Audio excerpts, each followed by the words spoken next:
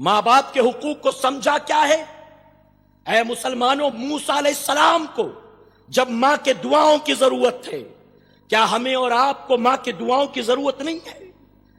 آج 65 سال کی بوڑھی ماں، 70 سال کا بوڑھا باپ گھر میں پڑا بستر پر کھانستا ہے، گھر کے کاموں میں مدد نہیں کرتا، 4 پیسے کمانے میں مدد نہیں کرتا، بستر پر پڑے پڑے بوڑھے بوڑھی دونوں کھانسا کرتے ہیں۔ آج بیٹا سوچتا ہے کہیں ان کی وجہ سے میری اولاد کو انفیکشن نہ ہو جائے، آج اپنی بیوی سے کہتا ہے سنو میرے بیٹے کو امی کے قریب مت جانے دینا، سنو ابا کے پاس مت جانے دینا، ان کو 5 دن سے کھانسی آ رہی ہے، کہیں بچہ بیمار نہ ہو جائے، کہیں اسے انفیکشن نہ ہو جائے۔ یاد رکھنا، جس بوڑھے ماں باپ کو تم راستے کا روڑا سمجھتے ہو، آنکھوں کا کاٹا سمجھتے ہو، بیماریوں کا گھر سمجھتے ہو، تمہیں کیا پتا آج تمہارے پاس جو مال ہے، آج جو عزت ہے، آج جو سربلندی ہے، آج جو تو اطمینان کی زندگی گزارتا ہے، یہ تیری بیوی کے قدموں کی برکت نہیں ہے۔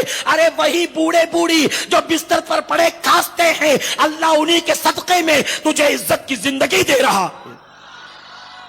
تجھے ان کی موجودگی کا احساس نہیں؟ جاؤ جا کر ان سے پوچھو جن کے سروں سے ماں باپ کا سایہ اٹھ جاتا ہے، جنہیں ماں باپ کی محبت نہیں ملتی، ان سے پوچھو ماں کی محبت کیا ہے، باپ کتنی بڑی نعمت کا نام ہے۔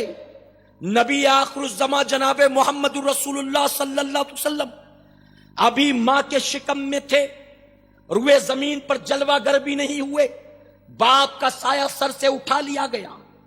حضور اکرم صلی اللہ علیہ وسلم یتیم ہو گئے، 6 یا 7 سال کی عمر تھی۔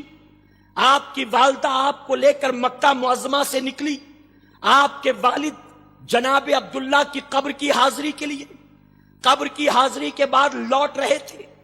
3 لوگوں پر مشتمل یہ قافلہ، جناب محمد رسول اللہ صلی اللہ علیہ وسلم، آپ کی والدہ حضرت آمنہ خاتون، آپ کی خادمہ حضرت ام ایمن، 3 لوگ ہیں قافلے میں۔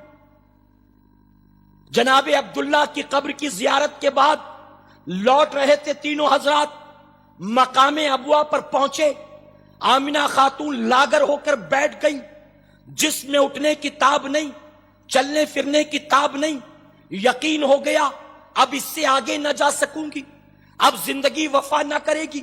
اپنے بیٹے محمد صلی اللہ علیہ وسلم کو بلاتی ہیں، اپنے سینے سے لگاتی ہیں اور کہتی ہیں کہ بیٹا، ہر نئی چیز کو ایک نہ ایک دن پرانا ہونا ہے، ہر آنے والے کو ایک نہ ایک دن جانا ہے۔ اے بیٹا، اللہ رب العزت نے تیرا میرا ساتھ بس یہیں تک کا لکھا تھا، اب میں تجھے چھوڑ کر جا رہی ہوں۔ حضور اکرم صلی اللہ علیہ وسلم کی آنکھوں میں آنسو بھر آتے ہیں۔ اے مسلمانوں، ذرا اندازہ لگاؤ، آقا ابھی زمین پر جلوہ گر نہیں ہوئے، باپ کا سایہ سر سے اٹھ گیا، ابھی 6-7 سال کی عمر ہے کہ ماں کا سایہ بھی سر سے اٹھنے والا ہے، کیا کیفیت ہوگی؟ آسمان کے فرشتے بھی حیران ہیں، اے اللہ تو اپنے محبوب کو آخر کون کون سے امتحان سے گزارے گا؟ ماں کا سایہ بھی عنقریب سر سے اٹھنے والا ہے۔ نبی کریم صلی اللہ علیہ وسلم اپنی ماں کے سینے سے لپٹ کر روتے ہیں۔ ماں نے آخری ہچکی لی، دنیا میں آخری سانس لی، یہاں تک کہ نبی کریم صلی اللہ علیہ وسلم نے، حضرت ام ایمن نے زمین کو کھودا، قبر تیار کی، آمنہ خاتون کو دفن کر دیا گیا۔ اس کے بعد حضور اکرم صلی اللہ علیہ وسلم ہیں اپنی ماں کی قبر پر لیٹ جاتے ہیں، زاروں قطار میرے آقا رو رہے ہیں، یہاں تک کہ ابوا کے ریت کے ایک ایک ذرے بھی نبی آخر الزماں کو دیکھ کر رو رہے تھے۔ آسمان کے فرشتے بھی حیرت سے نبی آخر الزماں کو دیکھتے تھے۔ اے مسلمانوں، ذرا سوچو وہ کیا منظر رہا ہوگا۔ اب ام ایمن ہے، آقا کا ہاتھ پکڑتی ہیں، انہیں مکہ معظمہ کی طرف لے کر چلتی ہیں۔ وہ پیر کتنے بھاری رہے ہوں گے کہ جو اپنی ماں کو ایک جگہ دفنا کر واپس لوٹ رہے ہوں گے۔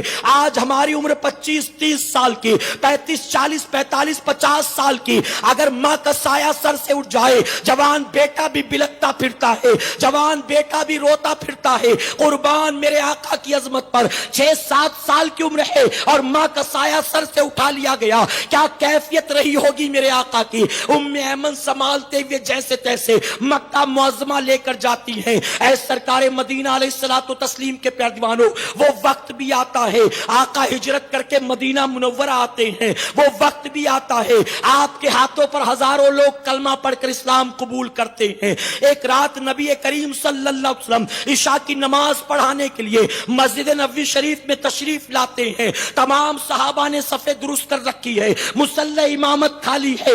آقا اس پر آ کر کھڑے ہوتے ہیں، پلٹ کر دیکھتے ہیں، جہاں جہاں تک نظر پڑتی ہے غلام ہی غلام نظر آتے ہیں، جانثار ہی جانثار نظر آتے ہیں. آقا اس دن کو یاد کرتے ہیں جب میری ماں کا سایہ سر سے اٹھا تھا. میں تو سوچ رہا تھا اب دنیا میں میرا اپنا کون ہوگا، اب مجھے محبت کرنے والا کون ہوگا، اب مجھے پیار دینے والا کون ہوگا. کاش میری ماں ہوتی، آج میرے جانثاروں کو دیکھتی، آج میرے غلاموں کو دیکھتی. آقا مصلی امامت پر کھڑے ہیں، آنکھوں میں آنسو بھر آتے ہیں.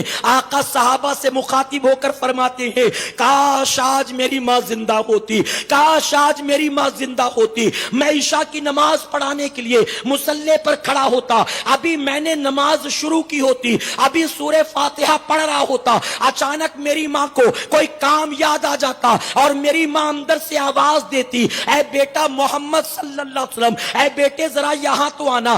آقا فرماتے میرے غلاموں سنو، اگر میں عشاء کی امامت کر رہا ہوتا، سورہ فاتحہ کی تلاوت کر رہا ہوتا اور میری ماں مجھے آواز دیتی، میں نماز چھوڑ کر اپنے ماں کی غلامی میں حاضر ہو جاتا، اپنے ماں کی خدمت میں حاضر ہو جاتا. اے مسلمانوں کیا تھا بتانا مقصد تھا، جب تمہارا نبی اپنی ماں کی غلامی کرتا ہے تو تم امتی ہو کر اپنی ماں کی خدمت کیوں نہیں کرتے، اس کی اطاعت کیوں نہیں کرتے، اس کی غلامی کیوں نہیں کرتے.